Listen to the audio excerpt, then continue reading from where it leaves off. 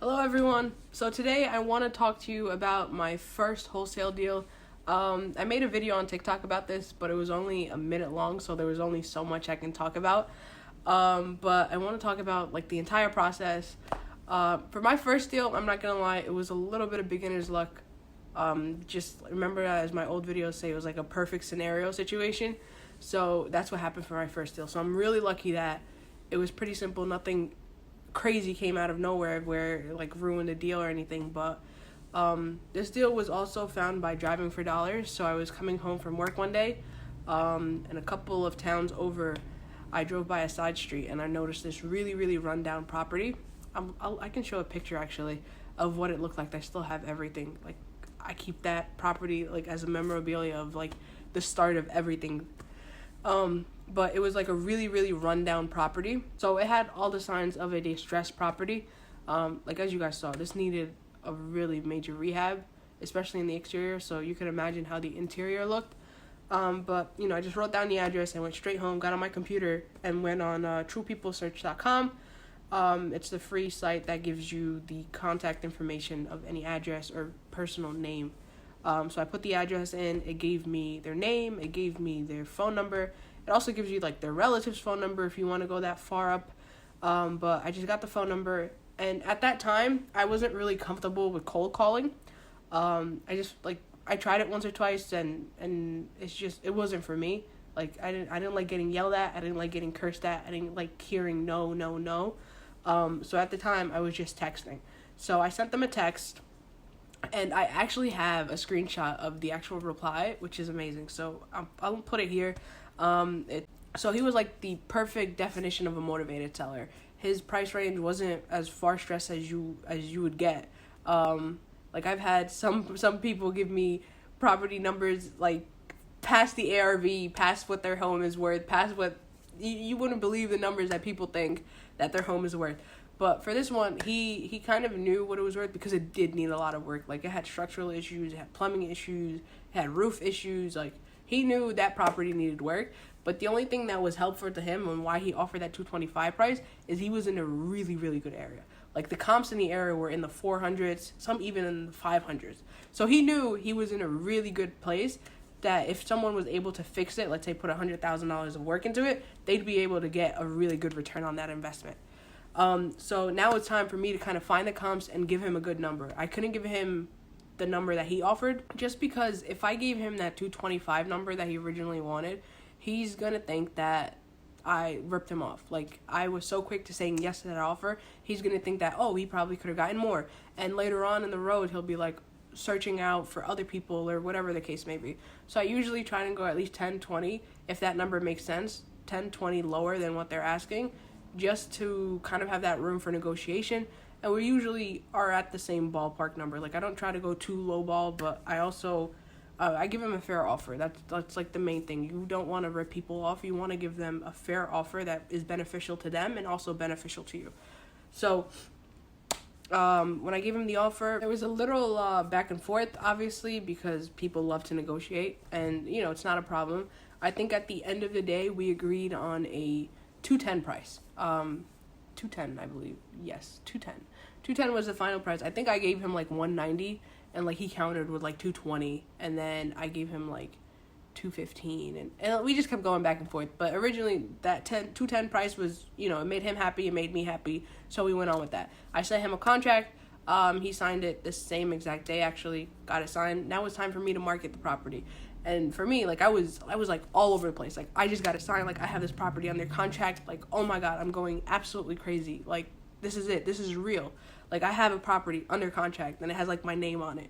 So now it's time for me to market the property. And at this time, I didn't know about Bigger Pockets, Connected Investors. I can post on Craigslist. I didn't know about this stuff. All I knew was Facebook groups. So that's what I did. So I was already signed up to so many Facebook groups to begin with, just because that's how I learned about wholesaling. And they're filled with knowledge. Honestly, I recommend joining every Facebook group in your town, in your city, in your state, anywhere. Just sign up and just know what people are posting, see what questions people are asking. It's like an amazing platform to kind of learn more about what you're doing. And you can always ask for people for recommendations, referrals. If you have questions Like, Facebook groups are amazing. So that's what I did. So I had the Facebook group. I posted it without the address, just because I know people like to steal deals behind you. With wholesaling, it's great and all, but there's a few bad apples in the bunch. So posted it without the address. And what I mean by without the address, so let's say the address was 123 Main Street. I skipped the 123 and just put Main Street, and then put the town, state, and then the zip code. And then under it, I would just put like the minimalistic information, like how many bedrooms, how many bathrooms, the square footage, maybe the amount of repairs if you had like a contractor come in with a quote. But yeah, just leave it like that. And I put a picture. You can put the outside picture, but once you have the street and then the picture of the outside, people can kind of put 2 and 2 together. So I put like a picture of the inside, picture of the backyard, just like really minimalistic, just to get people's attention, so that way they can message you or email you. So I posted it on every Facebook group. I think at the time it was like 20 Facebook groups. And I think 20 minutes, as soon as the posts were getting approved from the like admins of the group, I was getting like text messages. I was getting like DMs.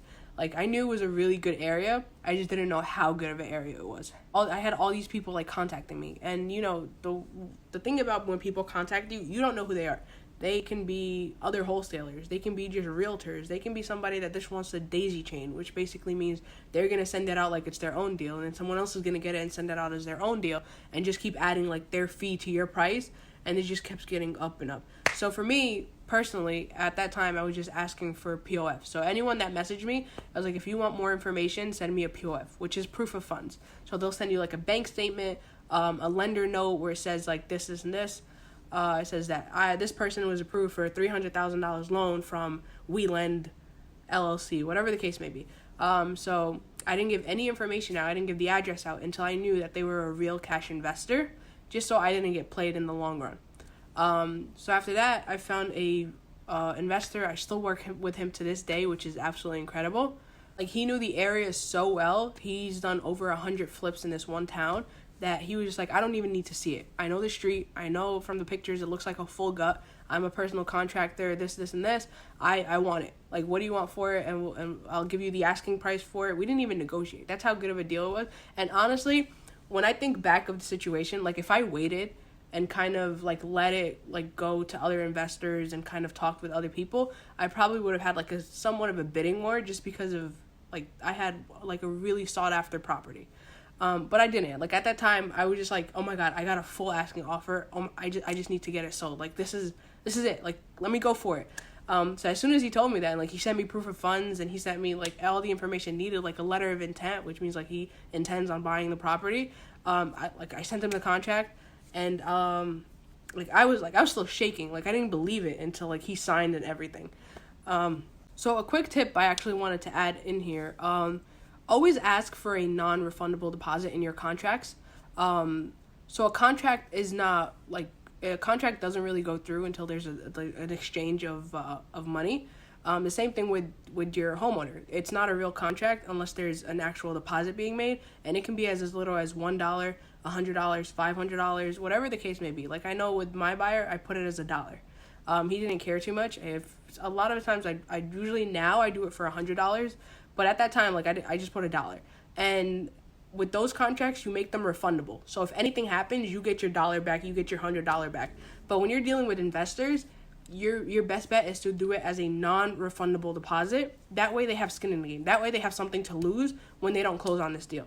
So just because like they signed the contract, and I've learned this the hard way, just because they signed the contract does not mean that they're going to go through with the deal.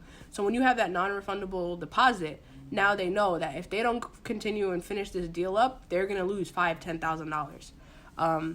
And so just always add that. All my contracts in the script, they have it added like anyway. But if you're using other contracts, make sure that for your contract with the homeowner, it is a refundable deposit. And then with your investor, it's a non-refundable deposit. Just that way you're safe, because, you know, you have a contract that's going to end in 30 days with your homeowner, or 60 days, whatever the case may be. And if they're stretching, making it take weeks upon weeks, you're going to lose out on both ends. Your contract's going to cancel on this end. They haven't closed the deal on this end. So always make sure that they have some risk into the contract. That way they have to close. So for this investor, I didn't have a non-refundable deposit. But again, back to that beginner's luck that I had. Like, he was a really solid investor. Like, I still work to him to this day. Like, that town, if I get anything in that area, like, he's the first person I send it to. because I know he's going to buy it. And usually he buys it for asking price, which is amazing. So for him, I just sent him in contract through DocuSign, which is basically just a free virtual platform to sign contracts. It's free for, I think, like the first 3 or 4 contracts that you send. I'm not 100% sure. What else? After that, it was kind of now time to find a title company. For me, at this point in time, I went through the Facebook route. I just asked, does anyone know any wholesale-friendly title companies in this specific town? And I had a lot of people just sending me recommendations. But for me, I did my due diligence, and I just called them up, and I was just like, oh, are you familiar with assignable contracts? Are you wholesale-friendly? Whatever the case may be. And usually Facebook groups, when they give you recommendations, they're typically right because they've used them before, or they know of them, you know, doing that specific task, or whatever the case may be. So I just sent them both of the contracts throughout the 2 weeks, because it took us about 2 weeks to close. Throughout the 2 weeks, they asked for really minimalistic things, like, you know, they want a copy of IDs, they wanted some of the seller's information, they wanted some of the buyer's information, and it was like a 3-way email chain for all of us together at once. And after that process was completed on their end and the title comes back clean, it was done. It was basically just to choose whether I wanted to pay for a wire transfer or if I wanted to come and pick up a check. That was about it. I think that's like the main gist of it. I'm like trying to remember like if anything else happened throughout that my first deal. Like I have other deals where it's like a way longer story because like hell broke loose or title didn't come back clean or there's liens or whatever the case may be. But this one, like I said, it was like that perfect scenario situation and it just worked out perfectly. And again, it happens, and sometimes you get the worst deal of your life, but if it closes and you make money, that's all that matters at the end of the day. But I think that was the overall gist of the entire process for my first deal. And for me personally, like when I got that assignment fee, I used that money just to invest it right back into getting more leads, getting more deals. And after that, that's when I started using VAs. That's when I started using a CRM. That's when I started, cold calling. And like that was like the start of my wholesaling career. I used that money to invest it in more leads and invest it in more deals. And that's that.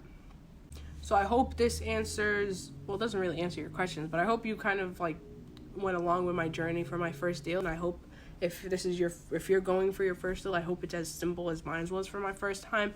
If you guys have any questions, do not hesitate to ask. I have my social media linked. You can DM me, you can message me, whatever the case may be. You can comment below. I'm happy to help with any questions, comments, concerns. But that's that. That was my first time wholesaling, and it was just a great experience, and it just it started my entire career because of that one deal. So I'm forever grateful for that investor, forever grateful for that homeowner. And it's if it's meant to be, it's meant to be. Like, this is something that I wouldn't even think about doing, but I drove down that street, and it was meant to be. So thank you guys for watching. Don't forget to subscribe, and I'll see you in the next video.